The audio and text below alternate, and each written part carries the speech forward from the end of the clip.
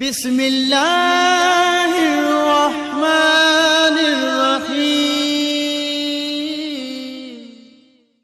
अऊज़ु बिल्लाहि मिनश्शैतानिर्रजीम। बिस्मिल्लाहिर्रहमानिर्रहीम।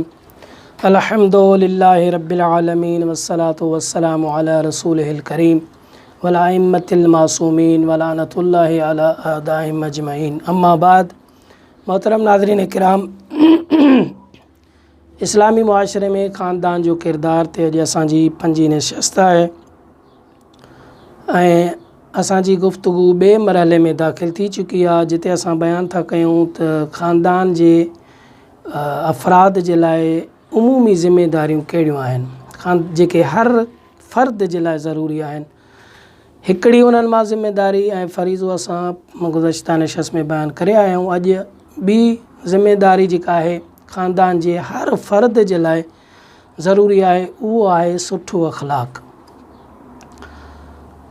छो जो इंसान फितरतन चाहींदो आहे त जेको बि हुन सां ॻाल्हाए, जेको बि हुन सां गुफ़्तगू करे, उहो भले अंदाज़ में हुन सां ॻाल्हाए, सुठे लहजे, सुठी गुफ़्तार में हुन सां ॻाल्हायो वञे। इहो इंसान, हर हिकु इंसान फितरतन चाहींदो आहे त मूंसां जेको बि ॻाल्हाए भले ऐं सुठे लहजे, सुठे प्यार ऐं मुहबत सां ॻाल्हाए।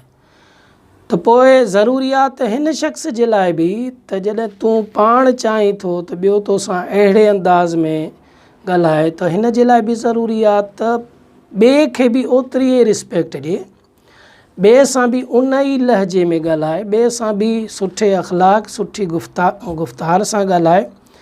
इहा जेका आहे सो अगरि अहिड़े क़िस्म जी फ़ज़ा घर में आहे, हर हिकु ॿिए जो ख़्यालु रखे थो, ॿिए जो इज़त एहतराम करे थो, सुठे अख़लाक़ सां हुन सां पेश अचे थो, पीउ आहे पंहिंजे औलाद सां बहितरीन नमूने सां ॻाल्हाए थो, अख़लाक़ सां पेश अचे थो, घरवारी मुड़ुस सां सुठे अंदाज़ में ॻाल्हाए थी, गुफ़्तार सां ॻाल्हाए थी, मुड़ुस घरवारी सां जेका आहे सो भले लहजे ऐं सुठे अख़लाक़ सां पेश अचे थो, त इन सां जेके घर में औलाद आहे उन ते बि ज़ाहिर आहे उहो ई असरु थींदो।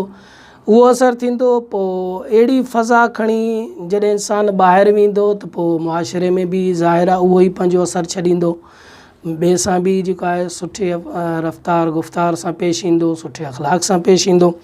सुठो अख़लाक़ जेको आहे मेन शइ आहे हर ख़ानदान जे, उहो त हर हिकु जे लाइ आहे, पर ख़ानदान जे जेका आहे अफ़राद जे लाइ बि ज़रूरी आहे त उहो सुठे अख़लाक़ सां पेश अचनि। अल्लाह जे रसूल सल्लल्लाहु अलैहि वसल्लम फरमाइनि था, अक़रबकुम मिन्नी यौमल क़ियामत अहसनुकुम ख़ुल्क़न व अल्तफ़कुम बिअहली। क़यामत जे ॾींहुं मुंहिंजे वेझो ऐं मुंहिंजे क़रीब उहो शख़्स हूंदो जेको सभ खां वधीक सुठो अख़लाक़ रखंदो हूंदो ऐं पंहिंजे अहलो अयाल सां सुठे सलूक सां पेश ईंदो। ही अल्लाह जे रसूल जी हदीस आहे, तमामु बहितरीन ऐं प्यारी हदीस।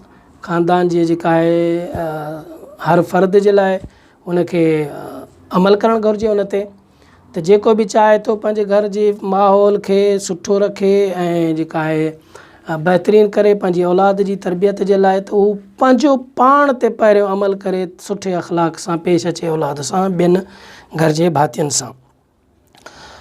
जाबिर इब्न अब्दुल्लाह खां हिकु ॿी रिवायत तव्हांजी ख़िदमत में बि बयानु कंदा हलूं, जंहिंमें अल्लाह जे रसूल फरमायो, अला अख़बिरुकुम बिख़ैरि रिजालिकुम, छा मां तव्हांखे बहितरीन मर्दनि जे लाइ न ॿुधायां त कहिड़ा आहिनि बहितरीन मर्द तव्हां मां?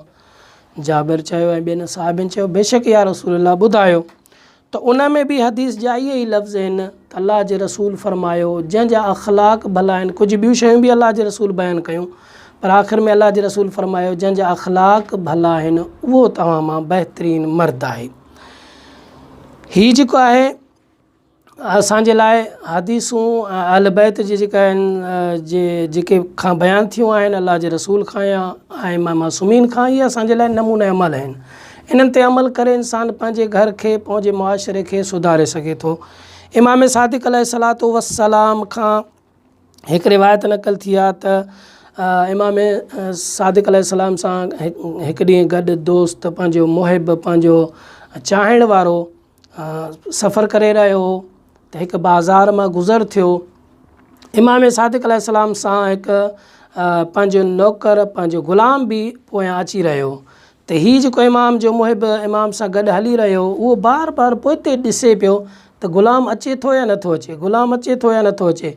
इमाम सां कचहरी बि कंदो थो हले, पोइते बि ॾिसंदो थो हले त ग़ुलाम काॾे रहिजी त न वियो। कुझु टाइम हलिया, नज़र न आयो, ग़ुलाम नज़र न आयो।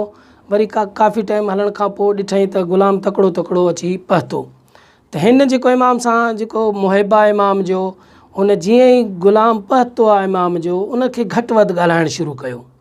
तूं काॾे रहिजी वियो आहीं, पोइते छो रहिजी वएं, मतिलबु उनखे नाज़िबा अल्फाज़ इस्तेमालु कया। त जॾहिं इहे इमाम अलैहिस्सलाम अल्फाज़ हुन जा नाज़िबा ऐं ग़लति हुन सां रवैयो ॾिठो इमाम अलैहिस्सलाम, त इमाम फरमाइनि था ऐं शख़्स तूं मुंहिंजो मुहिब थी करे तूं अहिड़ो तुंहिंजो अख़लाक़ आहे, इहो मूंखे पसंदि कोन्हे को। तूं मुंहिंजो मुहिब थी करे तूं अहिड़े अख़लाक़ सां हुजी, इहो मूंखे पसंदि न आहे। इमाम अलैहिस्सलाम रिवायत जा लफ़्ज़ आहिनि, इमाम अलैहिस्सलाम उनखे चयो हलियो वञ ऐं अॼु खां बाद मूंसां मुलाक़ात न कजां। त मोहतरम नाज़रीन किराम, इन मां असांखे छा सबक़ु मिले थो?